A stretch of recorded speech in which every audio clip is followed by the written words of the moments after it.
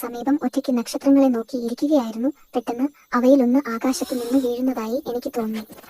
ഒരു മൃദുവായ ശബ്ദത്തോടെ അത് വേലിൽ വീണു. ഞാൻ മാത്രമാണ് അത് കണ്ടത്. കൗതുകത്തോടെ അത് വീണ സ്ഥലത്ത് ഞാൻ പോയി.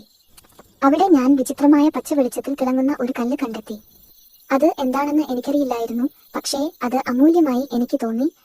അതിനാൽ ഞാൻ അത് വീട്ടിലേക്ക് കൊണ്ടുപോയി എന്റെ കിടക്കയ്ക്കടിയിൽ ഒളിപ്പിച്ചു. പിറ്റേന്ന് രാവിലെ ഞാൻ ഉണർന്നപ്പോൾ വയലിൽ തടിച്ചുകൂടിയ ഗ്രാമീണർ അവരുടെ വിളകൾ നശിപ്പിക്കപ്പെടുന്നതിനെ കുറിച്ച് സംസാരിക്കുന്നത് കണ്ടു. ധൂമകേതു വീണതാണ് കാരണമെന്ന് അവർക്കറിയില്ലായിരുന്നു. അവിടെ അവരുടെ ഇടയിൽ ഞാൻ മുമ്പ് കണ്ടിട്ടില്ലാത്ത ഒരു മനുഷ്യൻ ഉണ്ടായിരുന്നു. അവൻ എന്തോ തിരയുകയായിരുന്നു. ഞാൻ എന്റെ മുറിയിൽ പോയി ഇത് എല്ലാം ആലോചിച്ചു കിടക്കുമായിരുന്നു. പക്ഷേ അപ്പോൾ ആ മനുഷ്യൻ എന്റെ മുറിയിൽ വന്ന് അസാധാരണമായ എന്തെങ്കിലും കണ്ടെത്തിയിട്ടുണ്ടോ എന്ന് ചോദിച്ചു.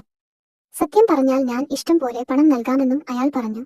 സമ്പന്നനാകുക എന്ന ചിന്ത വളരെ പ്രലോഭനീയമായിരുന്നു. അതിനാൽ ഞാൻ അദ്ദേഹത്തെ കല്ല് കാണിച്ചു. അതിനായി അദ്ദേഹം എനിക്ക് ധാരാളം പണം വാഗ്ദാനം ചെയ്തു.